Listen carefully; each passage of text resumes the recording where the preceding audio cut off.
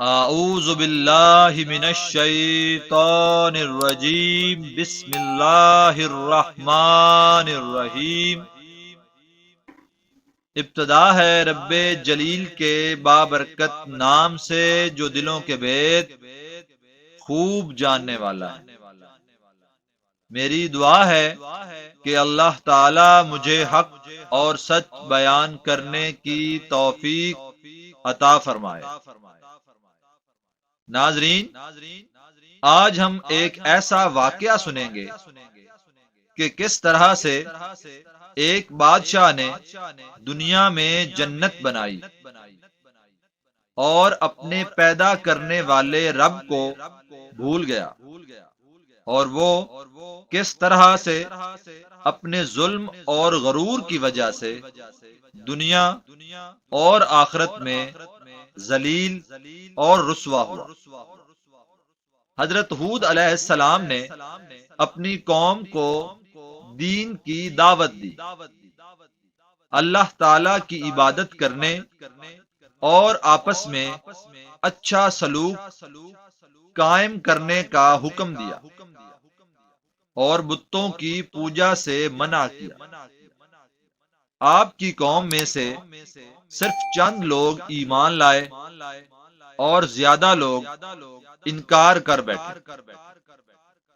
اس وقت کے بادشاہ جس کا نام شداد تھا، اس کو بھی حضرت ہود علیہ السلام نے تبلیغ کی، تو اس نے کہا، اے ہود، اگر میں تیرے خدا پر ایمان لے آؤں تو مجھے کیا ملے گا؟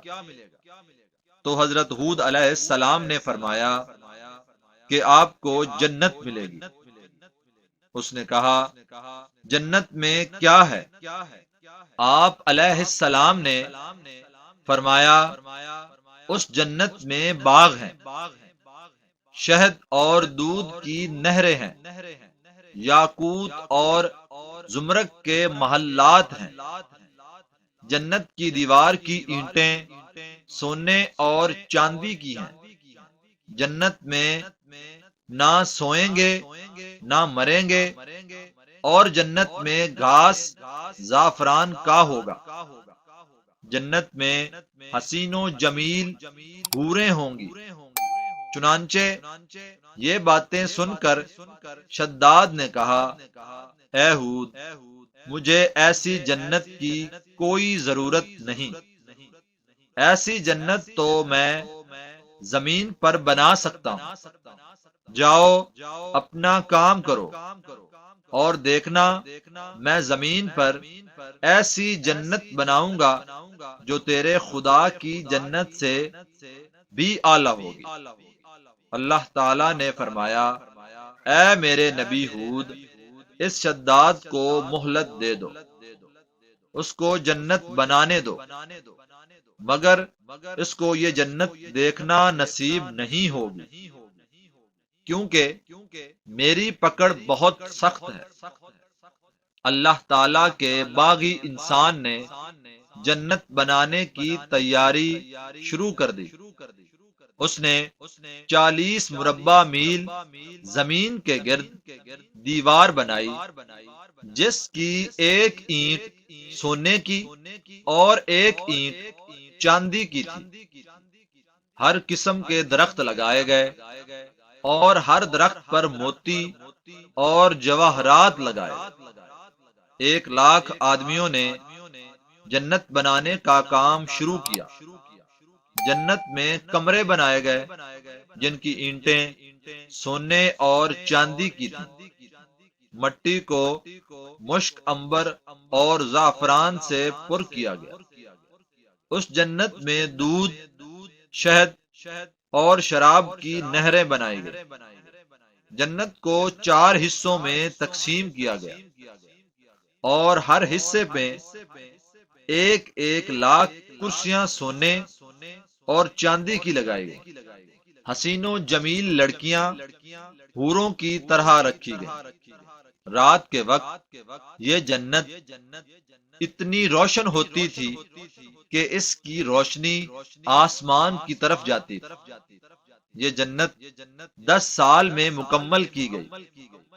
شداد کے ظالم سپاہی لوگوں سے جبرن سونا چاندی چھین لیتے تھے۔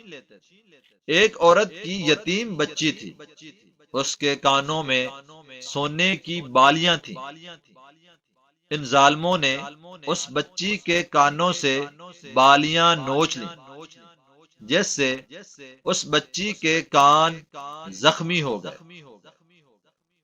اس عورت نے اللہ تعالی سے فرمایا کہ یا اللہ، یتیم بچی پر ظلم کرنے والوں کو تباہ و برباد کر دے۔ جب جنت مکمل طور پر تیار ہو گئی تو بادشاہ شداد نے جنت دیکھنے کی تیاری کی۔ شداد نے بہت اعلیٰ ریشمی لباس پہنا اور سر پر تاج رکھا، گھوڑے پر سوار ہوا۔ 2000 لونڈیاں اور 2000 نوجوان آدمی اور ساری رعایا کو ساتھ لے کر چل پڑا۔ اعلان ہونے لگا کہ لوگوں، آج بادشاہ شداد اپنی جنت دیکھنے جا رہا ہے۔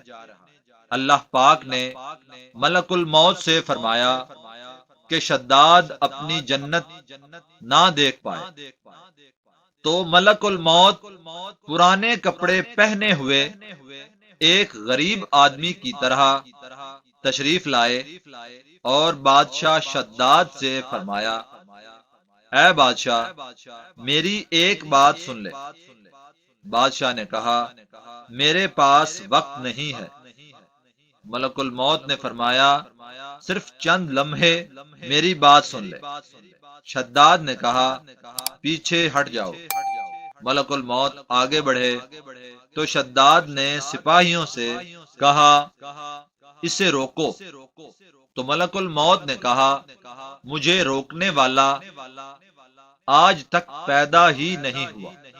ملک الموت نے شداد کے بالکل قریب جا کر فرمایا، اے شداد، مجھے پہچان، میں کون ہوں؟ میں وہ ہوں جو بڑے بڑے بادشاہوں کا تکبر خاک میں ملا دیتا ہوں۔ میں وہ ہوں جو بچوں کو یتیم کر دیتا ہوں، اور میں وہ ہوں جو عورتوں کو بیوہ کر دیتا ہوں۔ میں وہ ہوں جو سب کو روتا ہوا چھوڑ کر آباد گھر کو ویران کر دیتا ہوں۔ تو بادشاہ شداد نے کہا، جلدی بتا، تو کون ہے؟ تو حضرت اسرائیل علیہ السلام نے فرمایا کہ سن، میں موت کا فرشتہ ہوں۔ یہ سن کر شداد کانپ اٹھا اور سب کچھ بھول گیا۔ پھر شداد بولا کہ تھوڑی سی مہلت دے دو، میں کچھ مشورے کر لوں۔ ملک الموت نے فرمایا، پہلے تیرے پاس وقت نہیں تھا، اور اب میرے پاس وقت نہیں ہے، اس لیے اب تجھے مہلت نہیں ملے گی۔ اتنا کہہ کر شداد کی روح قبض کر لی۔ وہ تڑپتا رہا اور بلکتا رہا، مگر کوئی بھی اس کی جان نہ بچا سکا۔ اس کی بادشاہت بھی اس کی جان نہ بچا سکی۔ اس کی جنت ویران ہو گئی اور اس کا تکبر خاک میں مل گیا۔ اللہ تعالی کا مقابلہ کرنے والا موت کے منہ میں آ کر ہمیشہ ہمیشہ کے لیے ختم ہو گیا۔